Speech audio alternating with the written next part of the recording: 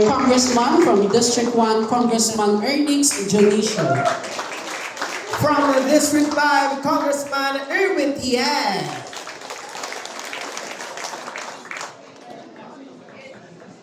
Good day, everyone.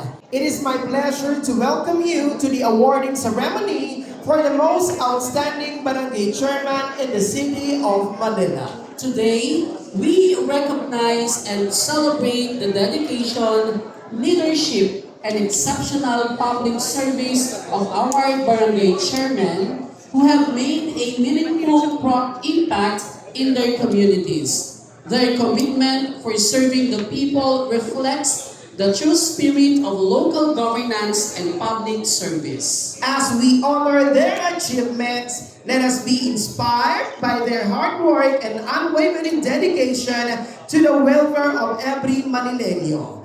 May we request everyone to please stand for our invocation para upang malaman ngayong araw kung sino talaga ang tatanghalin at pinaka-magaling, pero lahat naman ng ating mga barangay chairman ay mauhusay sa kanilang kaparaan. Correct. Bilang bahagi po ito ng ating pagdiriwang ng Araw ng Maynila. At upang ibigay ang kanya pong pambungad na pananalita, ladies and gentlemen, I would like to give to you the President of Liga ng mga Barangay Manila Chapter. Palakpakan po natin, Honorable Enriqueta Erica Plato.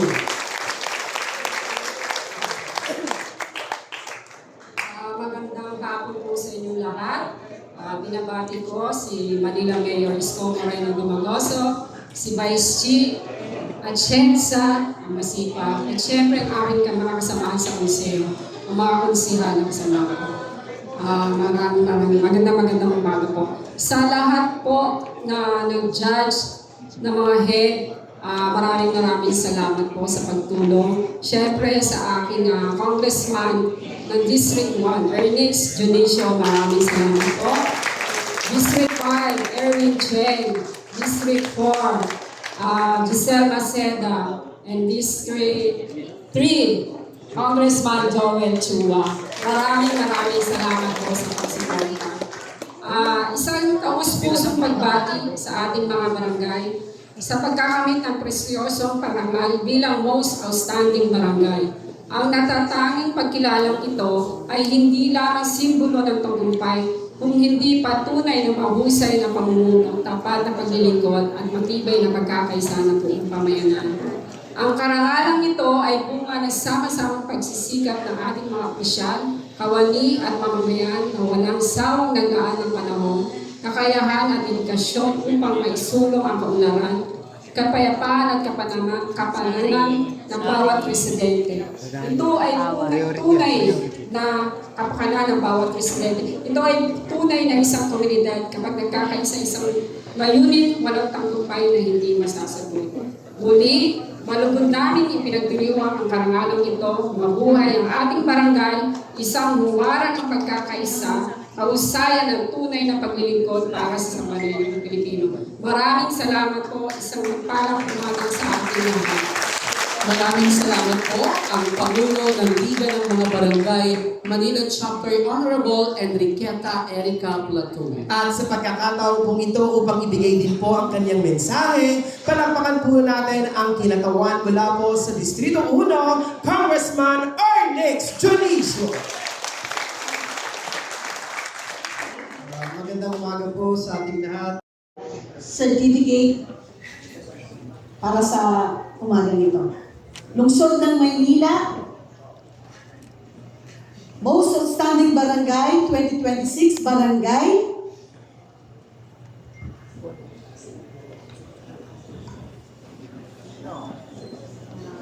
in recognition of its exemplary performance, outstanding achievements, innovative programs, and collaborative spirit. Its tireless efforts in fostering a safe, clean, and progressive community have touched the lives of many and set a remarkable standard for others to follow. Given this 15th day of June in the year of our Lord 2026 at Bulwagan Antonio Villegas, Manila City Hall, signed by our Honorable Mayor, Honorable Francisco Esco Moreno Domagoso, and Vice Mayor Honorable Angela Lay Chi Atienza, and our Liga President, Honorable Enriqueta Erica Platon. Maraming salamat, our Liga Director, Honorable Mayor Angela Lay Chi Atienza para ibigay po ang ating mga plaque. And of course, our DILG City Director, Director Marco.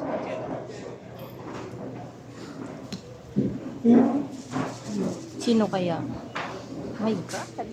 At Ay, eto hindi. na, excited na po ba kayong marinig kung sino ba ang magaling? Hindi naman mo ng isang malakas na palakpakan dyan!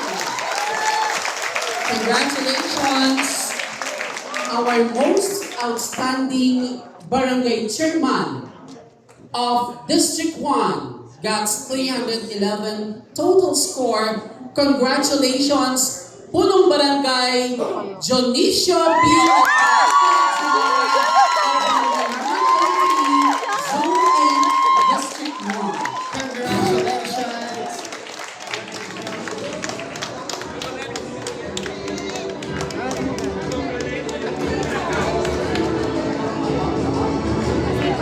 Oo, masipag na yun.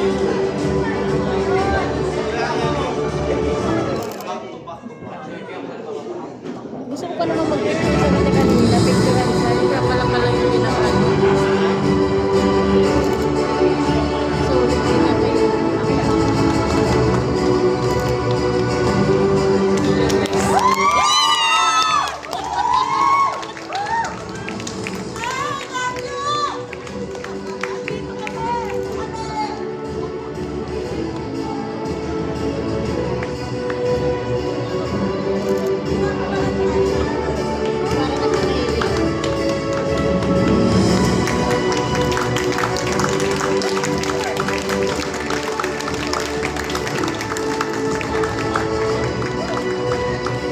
Congratulations.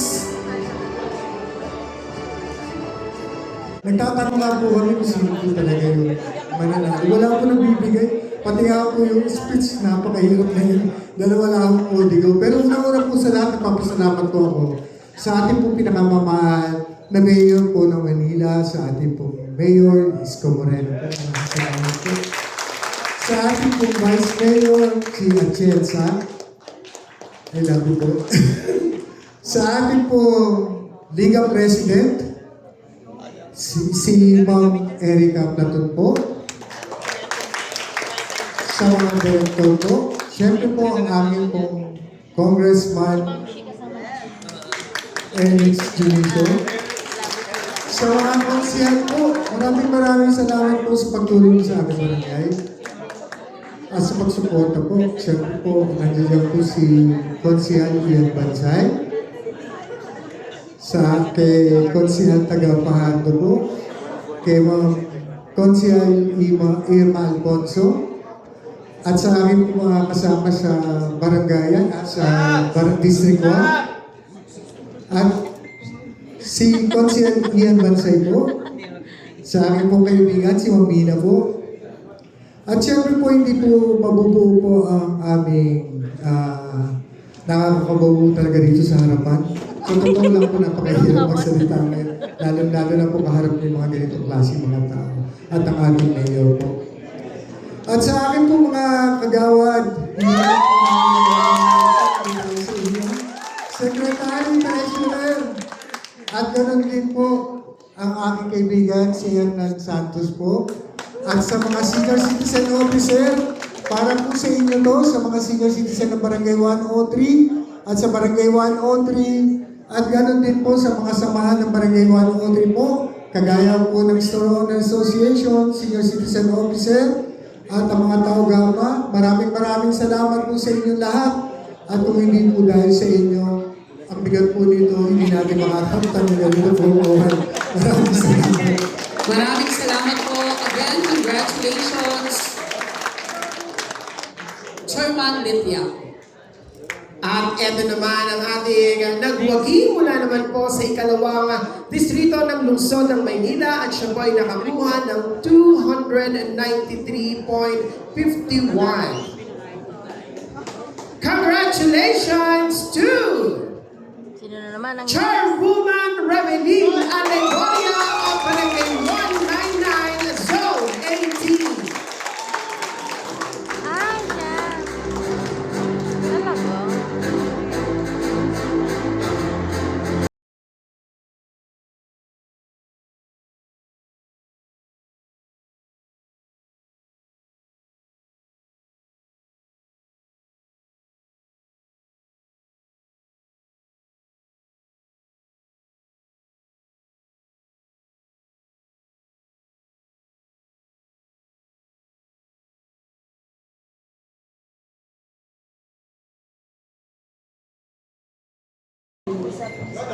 Nakakarikin pala pag nandito sa harapan.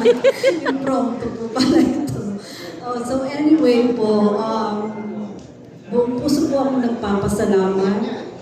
Ngayong umaga, lalong-lalo po sa ating, siyempre, Mayor ng City of Manila, Mayor Isko Moreno Dumagoso. Sa ating Vice Mayor, Vice Chief Atienza. Sa ating Liga President na pinangungunahan ni Ma'am Erica Platon, sa mga congressman po na nandito ngayon, sa mga directors ng Liga ng mga barangay, sa mga konsehalis po, lalong-lalo na po, siyempre, ang Distrito 2 ng Maynila na nandito, Konsehal Darwin Avisia, Konsehal Bolong C, Konsehal Edward Tan. At sa lahat po ng mga konsehal sa buong Maynila from District 1 to 6. Sa aking mga kasamahan sa barangayan. Ako po ay lubos na nagpapasalamat sa parangal po na ito na hindi ko po lubos na maisip na mapapanalunan ko bilang first termer as a chairman of the City of Manila. Alam niyo po kung gaano kahirap ang maging isang chairman pala. From first term kagawad since 2018 to 2023 and then 2023 as now as a chairman. Alam niyo po ang barangay po namin is one of the depressed area of Manila. Sige po, hindi po lingid sa aking mga katabing barangay, hindi po lingid sa inyong kaalaman kung gaano ko po ka-proud na maipakita ngayon ang aming barangay. Yes. Sa akin po mga kasama sa barangayan, ngayon kasurprise po ako dahil nandito po sila ngayon. Bakit kayo nandito? Barangay Kagawad, Treasurer, and Secretary. Sa akin po nanonood ngayon sa Barangay 199, Women's Club Organization. Score, congratulations, Punong Barangay Armand A. Aquino of Barangay 385, Zone 39, District 3.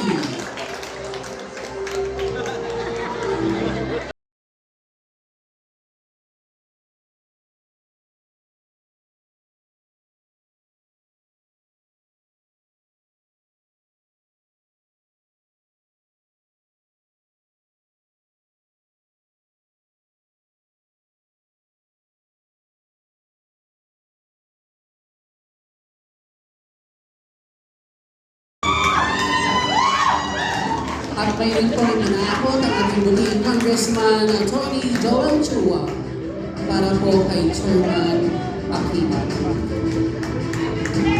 Salamat. Sige po. Konsehal Erica Platon, Liga President po natin. Boss, maraming po salamat. Vice Chief, Maraming po salamat. So, again, hindi naman po namin inaasahan itong parangal na to. Pero, lahat po ng 123 barangays ng District 3, parangal po natin ito. Dahil lagi naman po tayong tumutugon sa ating mahal na mayor tuwing meron po siyang iaatang po sa atin.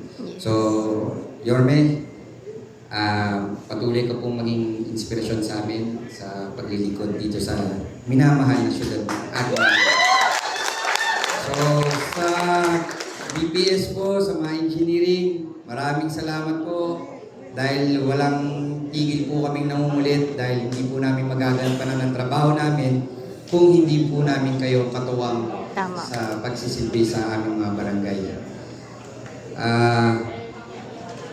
Kailangan po kasi sa paglilingkod, yung may bahay mo, supportive.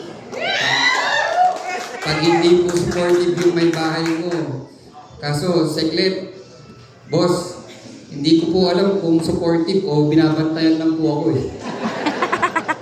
So, ganun pa man.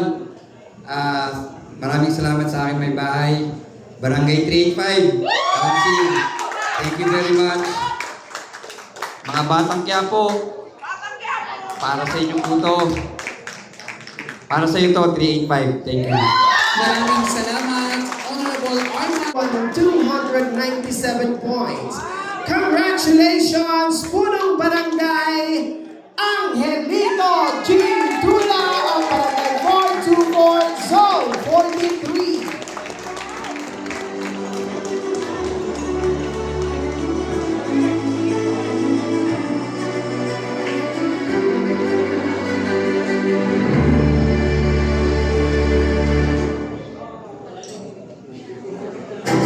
Unang-una po, gusto kong pasalamat siyempre po sa ating Panginoong Hesus Kristo na lagi po tayong binibigyan ng mabuting kalusugan, mabuting pag-iisip sa pagdidesisyon sa barangayan. Siyempre po, ang aking iniidolong Mayor Scott, thank you po. Vice Chief, maraming salamat po. Konsehal, Liga President America, thank you po. At sa mga hurado po na nagbigay po ng hugay sa aming mga ganitong activities o programa. Sa mga konsehal po ng Distrito 4, maraming salamat po, Congressman po, Maceda po. At syempre po, bago po sa barangayan, naging isang barangay tanong po na ako ngayon. Noong unang termino, nanalo po ng pagkakagawad ng pangatlo, tapos naging sa pangalawang termino, nag-number 1 po, at tumakbo na po akong chairman po. Yan po, pagkatapos ng chairman ulit po. Siyempre po, nakagabay po sa akin, ang pinakamagaling sa barangayan po, ang aking boss, Joel JTV Villanueva. Thank you po sa inyo. Maraming salamat po. At siyempre, hindi naman po mabubuo o makakaya po ang lahat ng trabaho sa barangayan kundi sa aking mga kagawad. Sayang lang po ngayon, hindi po sila nakapasok.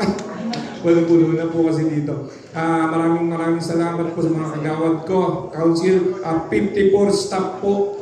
Na 54 po ang mga tauhan natin sa barangay. Siyempre po mga nagmamahal na residente po na patuloy po ang kooperasyon sa ating barangay. Thank you very much po sa inyo lahat. Mga nominees po, mga barangay chairman po na nominado. Thank you po sa inyo. Maraming salamat po, District 4, Outstanding Barangay Chairman, Angelito G. Dula. Tayo naman po ngayon ay dadako sa District 5. Siya po ay nakakuha ng 275 total score. Congratulations, our most outstanding barangay chairman, Punong Barangay Antonio D. Quirante at Barangay 752, Zone 81.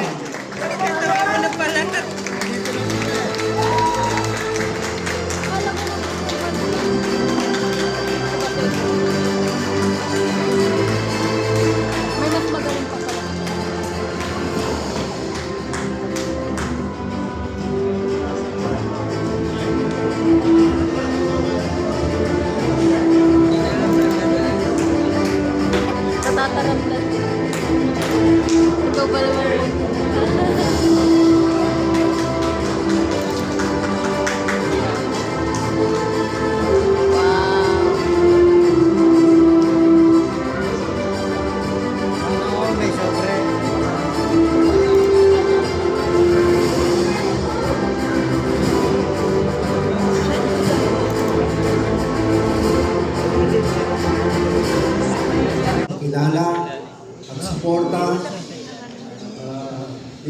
barangay president. Naku, baka magbitawan And yan. of course, ang ating butihing Yorme Comrade, ang also Vice Chief. Maraming salamat sa suporta. Sa aking congressman, of course, isa lang yan. Honorable Edwin Siya. At sa mga konsyal na palagi sinusuporta, si Majority Paco. Majority. Maraming salamat kay si Espiritu. Of course, hindi pwede makalimutan niya. And of course, sa aking barangay, di ba? Andiyan pa kayo? So, tuloy-tuloy po ang serbisyo para sa maunlad na barangay. Maraming salamat po. Maraming salamat po Punong Barangay Antonio T. Quirante, Most Outstanding Barangay Chairman of District 5. At sa pagkakataong bumili Maynila, our most outstanding chairman, congratulations! Siya po ay nakakuha ng 280 points. Congratulations, Chairwoman Irene Villa of Barangay 631, Zone 64.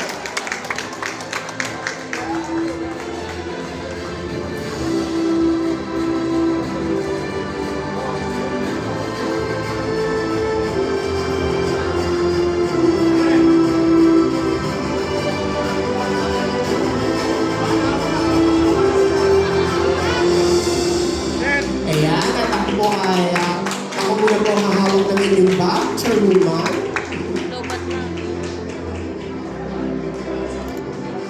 Lobat na yan. Aga sa ating lahat, mga kapwa ko lingkod bayan, bakit kayo may malungkot? Nakakuha ng tayo 100K kay BBM, di pa ba kayo masaya? Unang sa lahat, nais ko pong magbigay po guys sa mga judges. Salamat po sa tiwalang binigay niyo po sa akin. Dito po ako kasi hindi po ako nakikita. Pinaghirapan po ito. Parang kung pinaganda po ito yun, sabi ko nga madalas, ako po, sabi ko madalas nga, ang pagiging mahirap, subalit bago nga pala ako magsalita, isang pagpupugay po sa aking butihing Vice Mayor, Chi Atienza. Konsyala Erica Platun, kinakabagot talaga ako. Ang tunay na bumalik, nangarap, tayong mga mahirap, ay ako lang pala mahirap. Isa lang ang sinabi ko nung kami po'y nagkita ng ating buting Yorme Moreno. Sabi ko, Yorme, pakinggan mo ang hinaing ng bawat isa sa mamamayan ng Maynila. Sana bumalik ka. Ano sabi niya sa akin? Hindi ako tatakbo. Ang dalangin ko po sa Panginoon, Panginoon, bigyan mo kami ng isang leader na may tunay na may lasakit. Ginawa ko ng Panginoon. Pinakinggan po tayo ng ating buting mayor. Talagang hindi na masyadong nahirapan ang mga Manileño na mamili. Dahil ang tunay na leader, nandito na. Wala't dilitaba. Wala't dilitiba, Yorme Isko Moreno. Ngayon, karangalan ko sa akin at sa aking mga kasama sa konseho, ang aking mga kagawad. Sabi ko lang yan kasi pag-ibig sila kumalakpak, magagalit ako sa kanila eh. Pinag-alusan ko na sila eh. Kaya sabi ko nga po, sa hindi po nakakakilala sa akin, ako po ang punong barangay na paulit-ulit na lang na maging leader. Alam niyo, tayong mga punong barangay, tayong mga lingkod bayan, kung nagtatrabaho ay hindi ka mahirapang mga kampanya. Ako po ang chairman ng Barangay 61 sa Presa. Ako po rin ang chairman ng maraming magbubulok. Puro squatter. Alam niyo ba, maporma lang po ako pero nakatira po ako sa squatter. Isang pagpapatunay na hindi lahat ng mahirap ay hindi pwedeng masenso. Kung maganda ka, pinalad ka. Kung may utak ka, pinalad ka. Maganda, may utak, pinalad ka, panalo ka. Subalit merong isang bagay at bahagi ng katawan ang hindi nakikita. Alam niyo kung ano yun? Puso. Puso ang siyang magdidikta sa'yo. Paano gumawa ng mabuti? Puso minsan tayo, hindi ka sa'yo, paano naman? Ang posisyon, ngayon, chairman tayo, maaaring mawala. Subalit, kung ano ang ginawa natin sa kapwa, alam niyo po ba, may reward. Sa hindi nakakaalam, malaki ang utang na loob kay Yorme at kay Ma'am Dai. Namatay po ang aking asawa, inaalay ko sa kanya to, sa Panginoon. 8 buwan pa lang. Ayoko na ho. Nagsabi po ako kay Yorme at kay Ma'am Dai, Ma'am, ayoko na, wala na akong inspirasyon. 8 buwan pa lang po siya naman. Pinakamahirap po, namamatay ka ng asawa. Dumating sa pagkakataon na gusto kong tumalo dyan sa Ayala Beach. Ang depresyon ang pakahirap. Pero sa tulong po ng Diyos, ng paglabanan ko niya, alam niyo po sabi sa akin, ng mag-asawang Yorme at Ma'am Dai, mas kailangan ka ng tao. Maraming umusga sa akin, maporma lang yan, sa squatter naman yan. Hindi masama na pinanganak kang mahirap. Tama mo ba? Pero masama pag namatay kang mahirap. Isang pagpapatotoo na tayo bilang lingkod bayan, tayo ang gagawa kung ano ang mas nakakabuti. Maaaring ilan sa atin ngayon nakakaranas dahil malapit na po ang eleksyon. Marami na naman po umaayos sa atin. Marami na naman akong kaso. Bakit po? Kung mali, hindi ko isipin ang politika. Alam niyo po, bago ako umalis, pasensya na po. Hindi nervous ako. Sobrang napakahirap. Yung pinagdadaanan ko ngayon, pasalamat na lang po ako naghahanap ko yun. Halos 10 buwan na wala. Wala. Lahat ng pera namin kasama na kami. Buti na lang po. Patuloy po ako nangarap.